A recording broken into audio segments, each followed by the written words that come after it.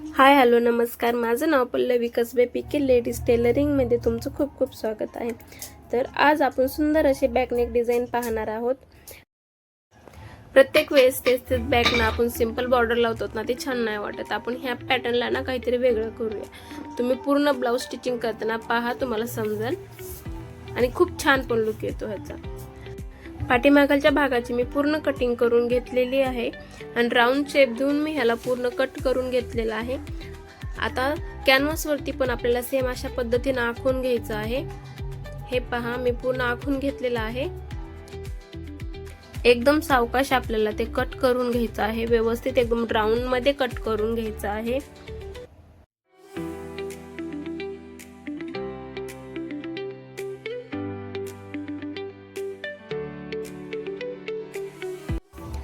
हे पहा, आपला कॅनव्हास पूर्ण कट करून झालेला आहे। ते आपल्याला मेन कपड्यावरती ठेवून घ्यायचं आहे। मी कॅनव्हासला वेगळा अस्तरचा कपडा नाही लावणार आहे, त्याच्यात अटॅच करून घेणार आहे। हे पहा, व्यवस्थित खालच्या साईडने मेन आपला कपडा घ्यायचा आहे ब्लाउज पीसाचा, वरच्या साईडने आपला अस्तर ठेवायचा आहे आणि त्याच्यावरती कॅनव्हास ठेवून आपल्याला पिनाने सेट करून घ्यायचं आहे। सेट करून नंतर आपल्याला पाव इंचाची मार्जिंग ठेवायची आहे आणि त्या मार्किंग नुसार आपल्याला तिथं मार्किंग करून घ्यायची आणि त्या मार्किंग नुसारच शिलाई मारून घ्यायची आहे। एकदम सावकाश सावकाश शिलाई मारून घ्यायची आहे। जर आपलं ब्लाउज पीस जर पातळ असेल ना, तर आपल्याला कॅनव्हास हा दुसऱ्या अस्तरवरती जॉईन करून नंतर आपल्याला लावायला लागतं। पण माझा मेन कपडा जो आहे ना, तो जाड होता, त्याच्यामुळे मी त्यातच अटॅच केलेला आहे।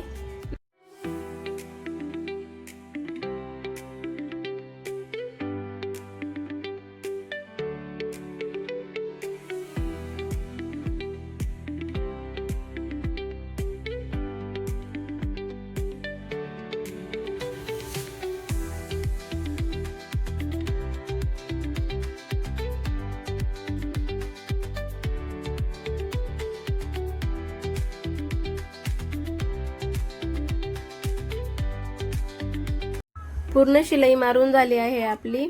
आता जे एक्स्ट्राचा कपडा राहिलेला आहे ना, तो कट करून घेऊया। हे पहा, अशा पद्धतीने व्यवस्थित कट करून घ्यायचं आहे।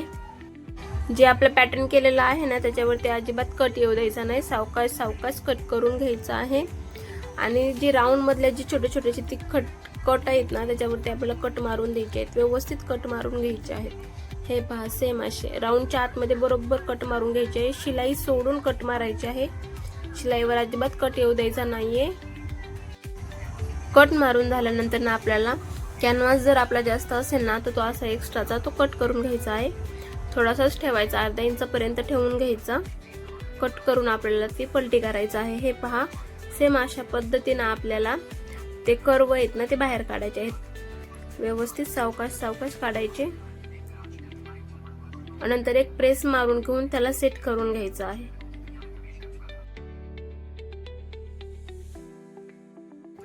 पाहू शकता आपली डिझाइन किती छान तयार झालेली आहे। बघा, एकदम राऊंड शेप किती मस्त आलेले आहेत व्यवस्थित। आता साइडने पूर्ण आपण अस्तर कपड्याला अटॅच करून घेऊया। कच्ची शिलाई मारून पूर्ण चौकून आपल्याला अस्तर अटॅच करायचा आहे मेन कपड्यावरती आणि एक्स्ट्राचा जो कपडा आहे ना उरलेला, तो कट करून टाकायचा आहे। मेन कपड्याचा आपला एक्स्ट्रा कपडा आहे तो कट करायचा आहे।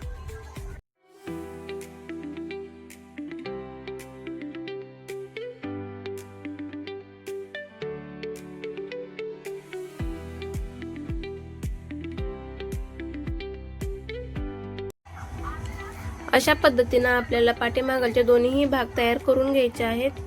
हे पहा, मी दोन्ही पॅटर्न तयार करून घेतलेले आहेत। आता खालचा पोर्शन आहे ना, तो खालचा भाग तयार करून घ्यायचा आहे आपल्याला।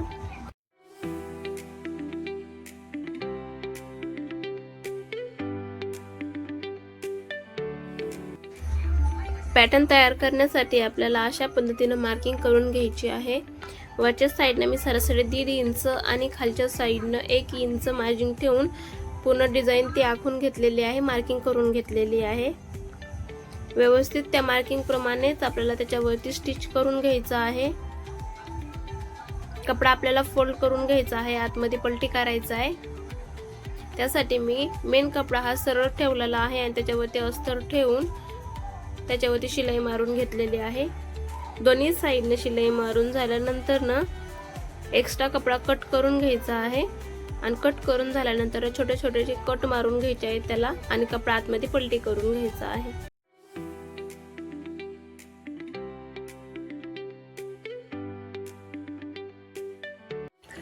हे पहा अशा पद्धतीने व्यवस्थित कट मारून घ्यायचे आहेत. शिलाईवर अजिबात येऊ द्यायचं नाही. साईडनं कट मारून घेऊन आपल्याला पलटी करून घ्यायचं आहे. दोन्ही साईडनं कट मारून घ्यायचे आणि पलटी करायचं. हे पूर्ण पलटी करून झालेला आहे. आता आपल्याला ह्याच्यावरती दाबटीप मारून घ्यायची आहे. एकदम कडेकडेने आपल्याला पूर्ण राऊंडने दाबटीप मारून घ्यायची आहे व्यवस्थित. आता फिनिशिंग छान दिसते ह्याची आणि पूर्ण सेट पण छान होतं म्हणून दाबटीप मारून घ्यायची.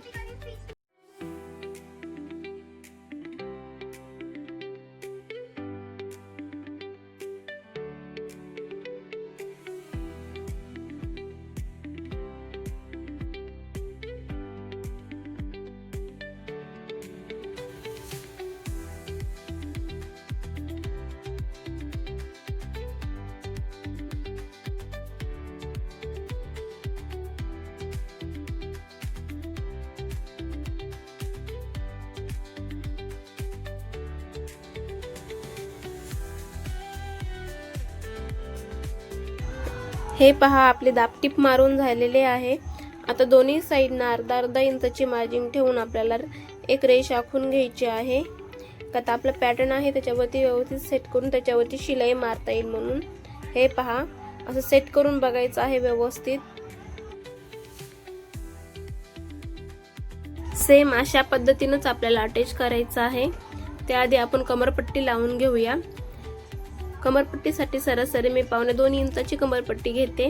अर्धा इंच फोल्ड करण्यासाठी आणि 1.5 इंच स्टिचिंगसाठी आणि 1 इंचाची प्रॉपर आपली कमरपट्टी तयार होते. हे पहा कमरपट्टीला मी शिलाई मारून घेतली आहे. आता त्याच्यावर अटॅच करून घेऊया.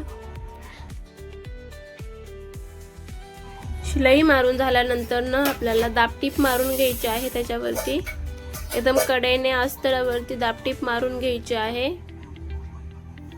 आणि नंतर ना आतमध्ये फोल्ड करून घ्यायचं आहे. व्यवस्थित सेट करून आपल्याला आतमध्ये फोल्ड करायचं आहे आणि कच्ची शिलाई मारून घ्यायची आहे कारण आपल्याला खाली हात शिलाई करून घ्यायची आहे. टक्स मारलेला नाहीये मी. तुम्ही म्हणत असाल टक्स नाहीये मारलेला तर टक्स नाही मारलेला का तर आपला डीप गळा आहे त्याच्यामुळे ह्याला टक्सची गरज नाहीये म्हणून टक्स नाही मारलेला. हे पहा सेम अशा पद्धतीनं कंबरपट्टी लावून घ्यायची आहे. दोन्ही कंबरपट्ट्या लावून झालेल्या आहेत माझ्या दोन्ही साईडनं. हे पहा आता आपण त्याच्यावरती पॅटर्न अटॅच करून घेऊया.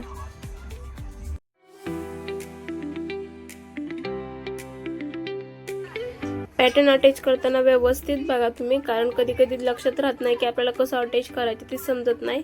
त्यातच टाइम जातो व्यवस्थित सेट करण्याच्या नादात. हे पहा उलट करून असं व्यवस्थित त्याच्यावरती सेट करून उलट्या साईडनं शिलाई मारून घ्यायची आहे म्हणजे आपल्याला बरोबर किती समान अंतर ठेवायचं ना ते समजतं. हे पहा सेम अशा पद्धतीने शिलाई मारा. डबल शिलाई मारून घ्यायची आहे. फिक्स करून घ्यायचं आहे व्यवस्थित सेट करून.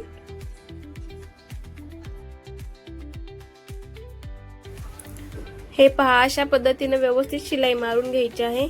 पाहू शकता किती छान आली बघा फिनिशिंग. आता ह्या साईडनं पण लावून घेऊया. ह्या साईडनं आपल्याला सरळ लावायला लागेल. हे पहा व्यवस्थित सेट करून असं शिलाई मारून घ्यायची आहे. ह्या साईडनं किती अंतर ठेवलंय बरोबर तेवढंच अंतर ह्या साईडनं पण ठेवायचं आहे आणि शिलाई मारून घ्यायची आहे. हे पहा अशी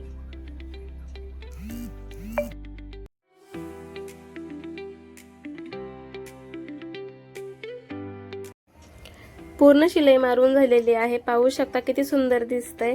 हे पहा आपला पॅटर्न तयार करून झालेला आहे. किती छान दिसतंय बघा. किती सुंदर दिसतंय.